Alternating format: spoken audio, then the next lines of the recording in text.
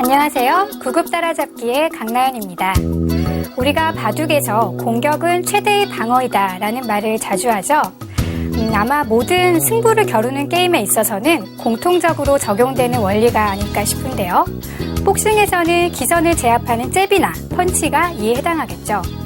먼저 공격을 가하기만 한다면 상대는 방어에 열중을 해야 하기 때문에 아무래도 반격을 가하기가 쉽지 않다는 얘기인데요. 하지만 바둑은 승부가 긴 게임이기 때문에 계속해서 공격만을 시도할 수는 없습니다. 게다가 힘이 빠져있는 공격이라면 오히려 수포로 돌아가기가 일쑤이죠. 따라서 공격을 할 때는 잘해가야 하고요. 또 방어 역시 공격 못지않게 아주 중요한 기술이 되는데요. 이러한 기술과 힘 조절은 역시 꾸준한 공부를 통해서만이 쌓아갈 수 있겠죠? 그럼 오늘도 더 멋진 바둑을 두기 위해 열심히 공부해 봅시다. 오늘은 소목에서 이뤄지는 두 칸 높은 협공 정석에 대해서 알아보겠습니다. 자, 이렇게 높은 한 칸 걸침을 해왔을 때 두 칸 높은 협공을 하게 되는데요. 이 수의 의도는 101점을 공격하겠다는 뜻을 가지고 있습니다. 자, 이렇게 공격을 해왔을 때 백으로서는 눈목자로 두어가는 수가 많이 쓰이는 정석인데요. 이 정석은 조금 복잡한 변화를 많이 내포하고 있기 때문에 여러분들의 기억이 조금 더 향상된 후에 알려드리도록 하고요. 먼저 알기 쉬운 정석부터 공부를 해보겠습니다. 자, 이렇게 한 칸 뛰어가는 수가 간명하게 처리하는 알기 쉬운 정석인데요. 이 수의 의도는 지금 공격해온, 협공해온 점을 피해서 빨리 달아나려는 의도를 가지고 있습니다.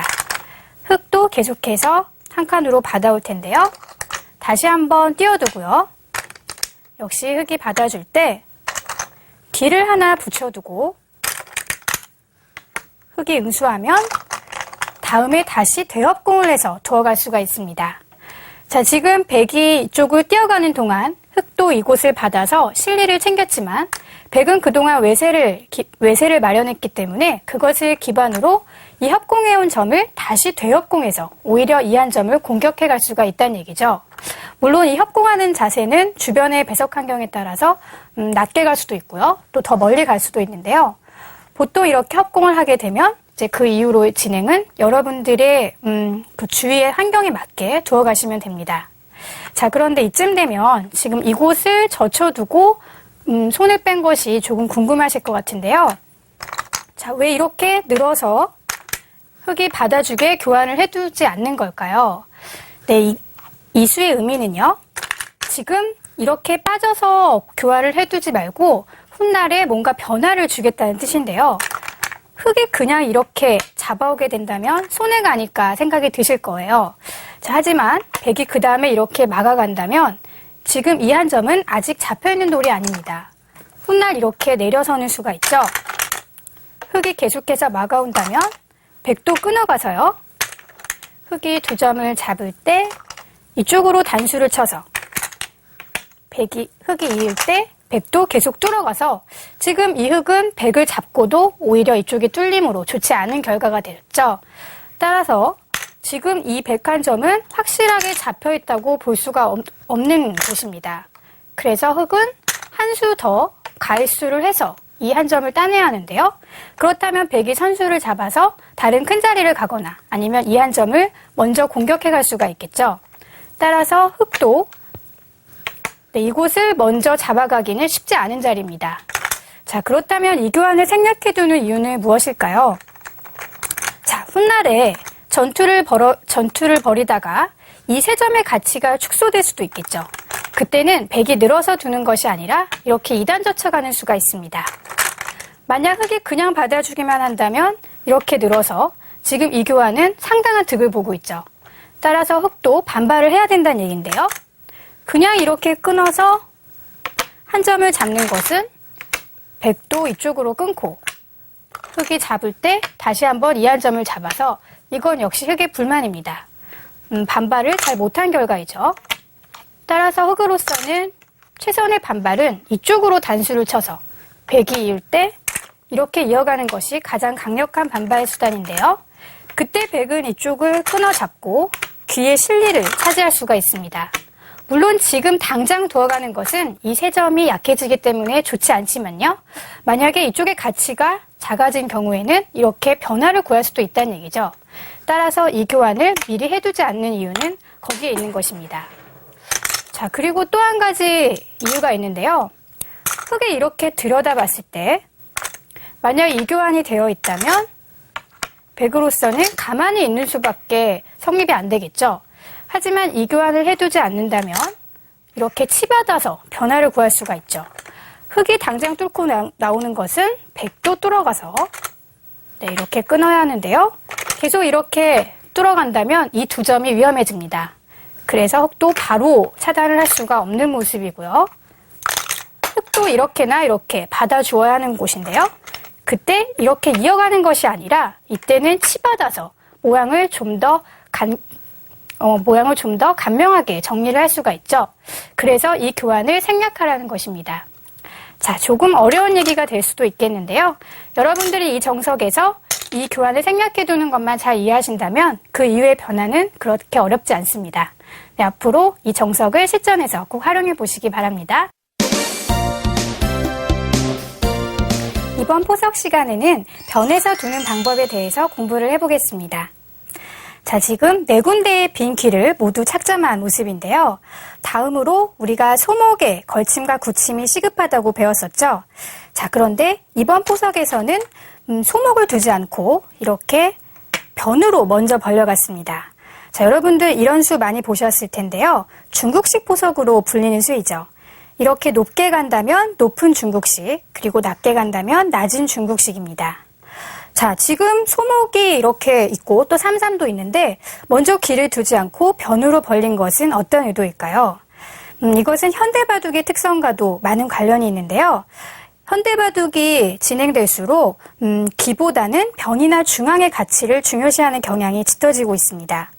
그렇다고 해서 물론 기의 가치가 적어졌다는 얘기는 아니지만 그만큼 변을 중요시하고 있다는 뜻으로 이해하시면 되는데요. 자, 지금과 같은 경우 백이 소목을 걸쳐 온다면 이미 놓여져 있는 이 한 점을 이용해서 백을 최대한 공격해 가겠다는 작전입니다. 따라서 백도 당장 이렇게 들어가는 것은 흙의 의도에 걸리는 모습이죠.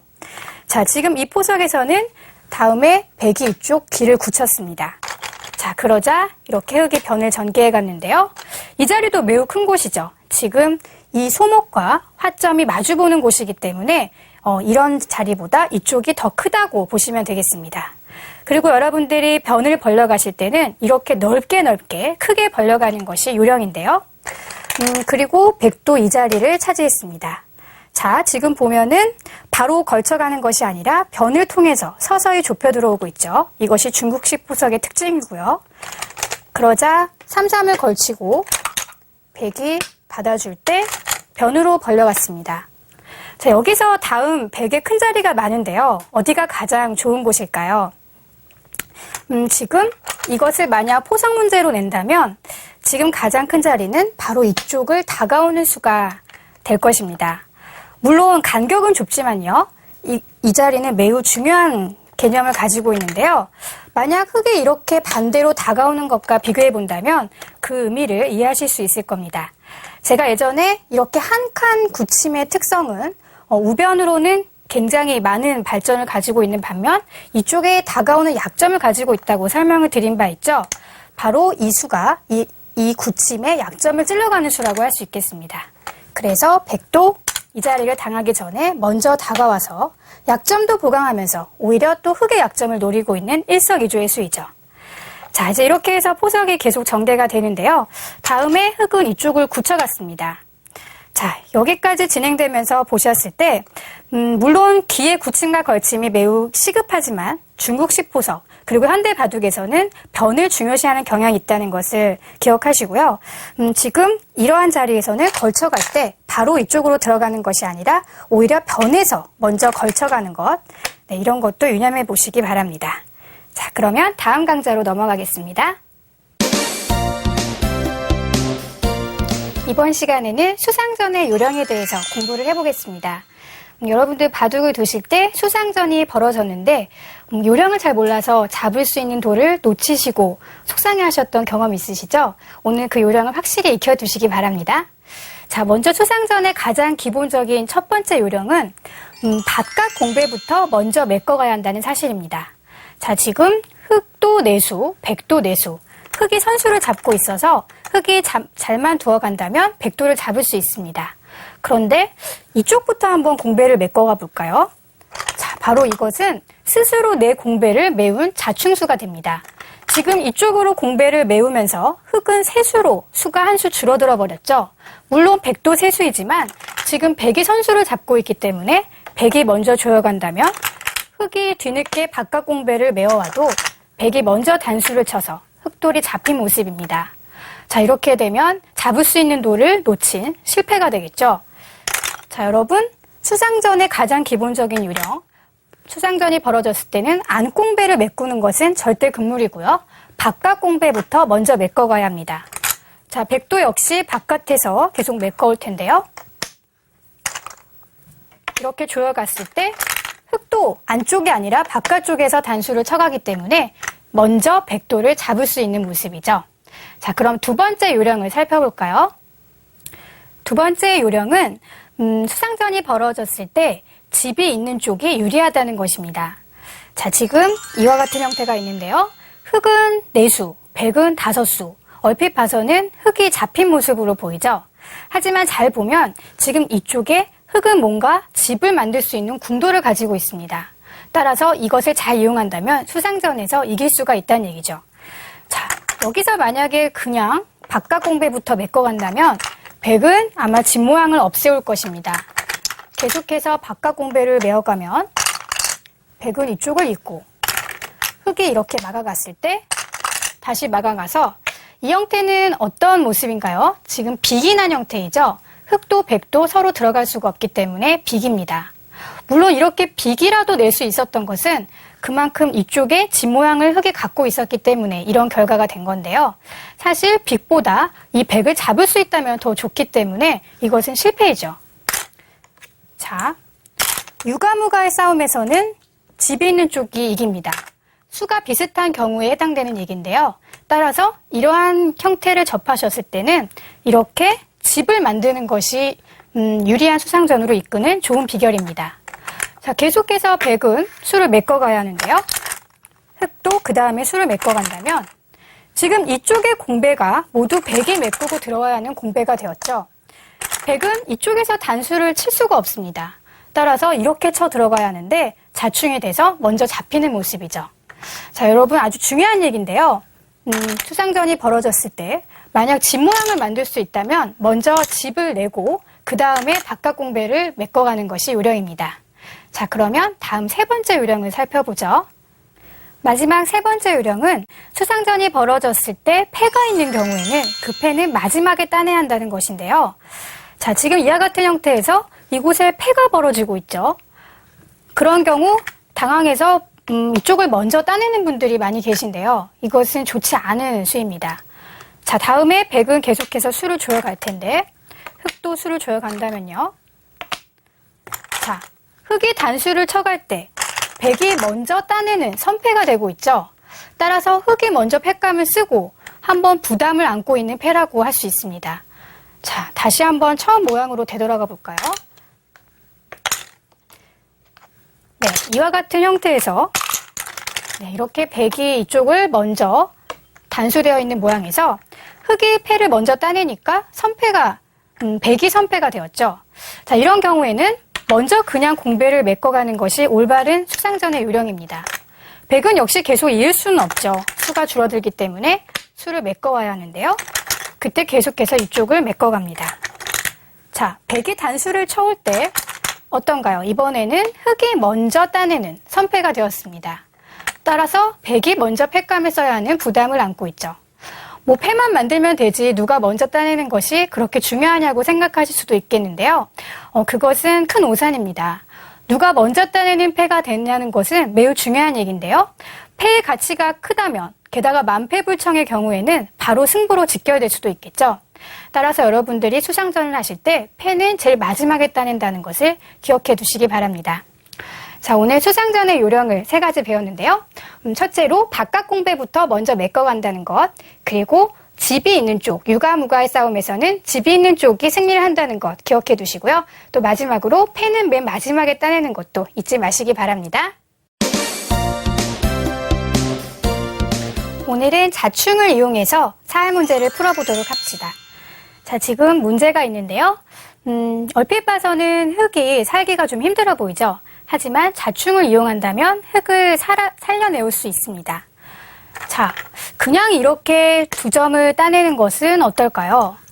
만약 백이 이렇게만 둬준다면 이쪽으로 찝어서 지금 이쪽 두 논을 내고 살아간 모습이죠. 하지만 백이 이렇게 도우지 않고 이쪽을 먼저 단수 쳐가는 수가 있습니다. 그러면 백이 한 집을 내야 하는데요. 어떤가요? 이것은 백이 다시 따내서 패가 난 모습입니다. 그냥 살 수 있는데 패를 만들어주는 것은 좋지 않다고 말씀드렸죠. 자, 그래서 이것은 실패이고요. 자, 이와 같은 모양에서 그냥 따내는 것은 잘 안 됐는데요. 그렇다고 이렇게 한 집을 내는 것은 지금 백이 이쪽을 따내기만 하더라도 쉽게 잡힌 모습이죠. 그렇다면 흙을 살릴 수 있는 수단은 어디가 있을까요? 네, 바로 이렇게 있는 수를 떠올리셨다면 정답이십니다. 자, 지금 백은 이쪽을 이을 수는 없죠. 단수를 쳐가야 하는데요. 그때 이렇게 두 점을 따내고 나면 아까와 같은 모양으로 환원이 되었죠. 자, 지금 백이 이쪽을 단수 쳐 들어와야 하는데 자충이 되어서 단수를 칠 수가 없는 모습입니다. 오히려 흙에게 따먹히게 되죠. 그래서 지금 이 자충을 이용해서 멋지게 흙이 살아가는 데 성공을 거두었습니다. 자, 문제를 하나 더 풀어볼까요? 네, 지금 이와 같은 형태가 있는데요. 흙이 살아가는 문제입니다. 자, 그런데 지금 보시면 이 104점이 만약 건너가기만 한다면 흙은 도저히 살아갈 수가 없죠. 따라서 이쪽을 차단하는 것을 생각하기가 쉬우신데요. 그렇게 되면 백이 이쪽을 두어서 오궁도하로 흙이 잡힌 모습입니다. 자, 그렇다면 남은 곳은 오직 한 군데죠. 네, 바로 이렇게 먼저 먹여쳐 들어가는 수가 좋은 수입니다. 백은 지금 단수가 돼서 건너갈 수가 없기 때문에 이쪽을 따내는 수밖에 없는데요. 그때 이것은 패가 아니냐고 착각하시기가 쉬운데 지금 패가물선에서 다시 이쪽을 따낼 것이 아니라 이쪽으로 뒤에서 단수 쳐가는 수가 있죠. 그러면 역시 백은 자충이 돼서 이어갈 수가 없습니다.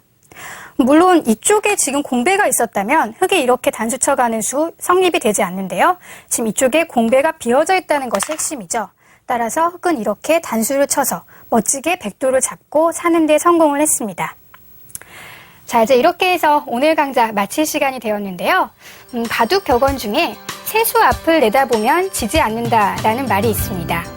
사실 우리가 바둑을 둘 때 당장 눈앞에 보이는 한 수만을 생각하기가 쉬운데요. 그렇게 되면 내가 생각했던 것과 다른 수가 놓여졌을 때 당황하게 되고요. 또 금방 경솔했음을 후회하게 되죠. 물론 쉽지는 않겠지만요. 앞으로 착수를 하실 때 세 수 정도 내다보는 습관을 들이신다면 실력 향상에 큰 도움이 되실 겁니다. 그럼 저는 다음 시간에 뵙겠습니다. 안녕히 계세요.